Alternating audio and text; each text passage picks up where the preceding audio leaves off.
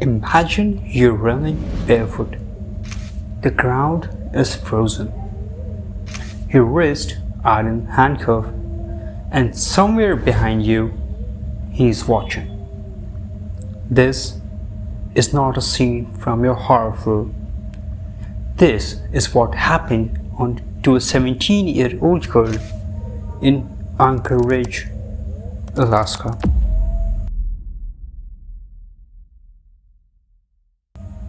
And it's how the world finally learned the truth about Robert Hansen. August 1993. The city is booming.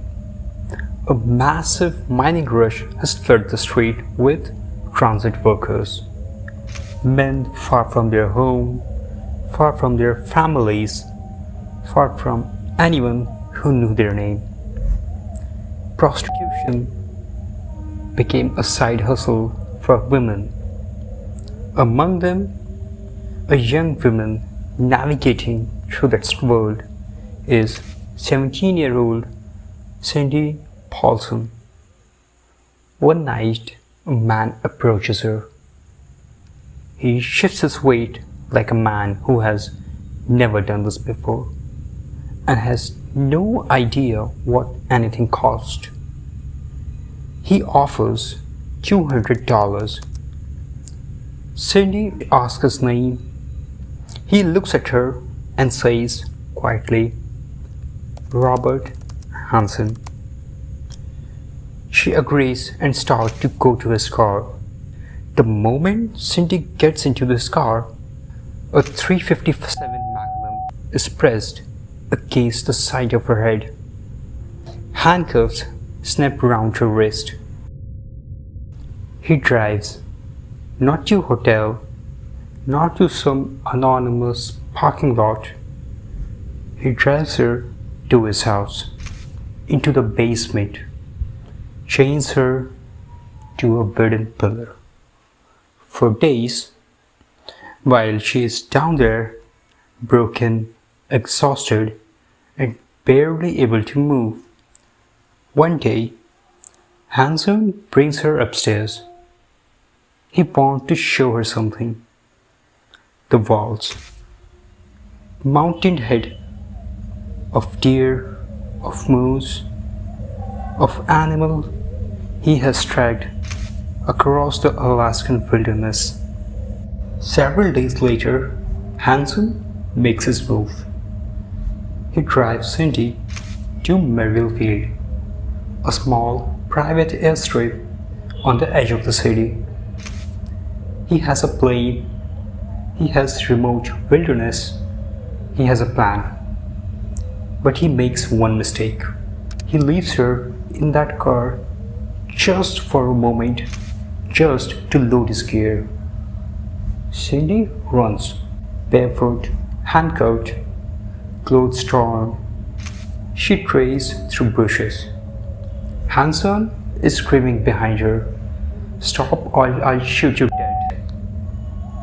She does not stop and throws herself in front of a passing car. That car took her to a motel. At the motel, when police arrived, they expect to find a hysterical teenager. Instead, they find Cindy Paulson calm, persistent, and absolutely certain. She described Hansen's house in forensic details. The basement, the chains, the exact number of animal trophies on that wall. This should have been over. It was not yet. When police knocked on Robert Hansen's door, they did not find a monster. They found a soft-spoken, mild-mannered man who smiled and welcomed them in and voluntarily let them search the house. Yes, the basement matched the Cindy's description, but Hansen had an explanation for everything. He was a beloved local bakery owner, a family man, a hunter, but the wholesome kind, the Alaskan respect. He said he had no idea who the girl was. He even had an alibi. He had been with friends for past 2 days. His friends confirmed it. The police made a choice that day. They chose to believe the respected baker over the traumatized teenage worker. They concluded that Cindy must have simply seen his house from outside and invented the story. The case was shut. Robert Hansen was free, and he kept hunting. To understand what Robert Hansen became, you have to understand what was done to him. Born in Iowa in 1939, his father, Chris Hansen, was a brutal man, a baker who dragged his young son out of the bed in the night to work in the bakery before sunrise, then screamed at him and beat him throughout the day. The abuse caused Robert to develop a crippling stutter. Short, scarred, stuttering, the girls at school did not see him, not even to mock him. He simply did not exist to them, and something inside Robert calcified into something cold, dark, and patient. He turned to one place that never judged him: the wilderness, archery, the hunt. But the rage building inside him had nowhere to go. On December 7th, 1960, he poured gasoline on his old high school and burned it to the ground.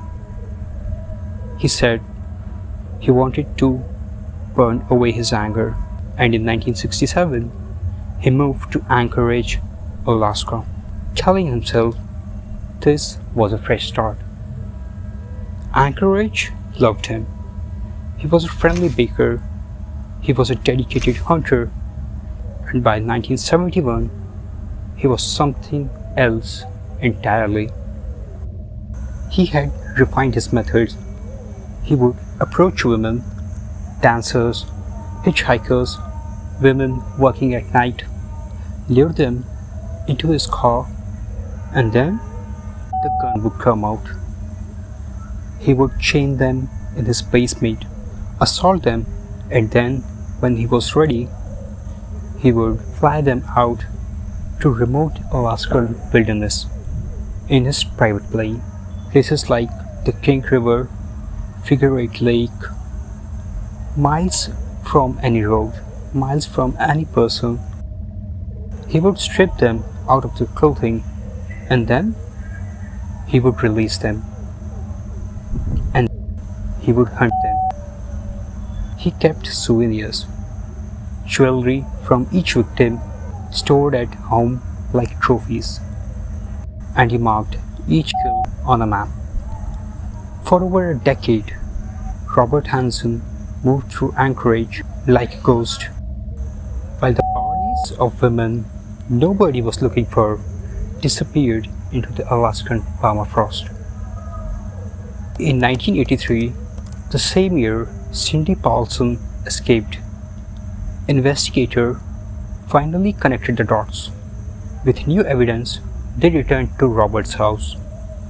This time, they found the jewelry, they found the map, they found the rifle.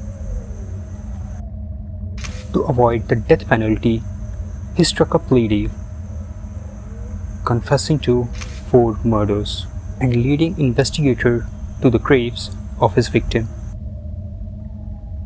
But as they walked through the frozen landscape, the truth kept worsening. 17 bodies, 12 of them had never been reported missing. And then came 37 names, 37 lives. In 1984, Robert Hansen was sentenced to 461 years in prison without the possibility of parole.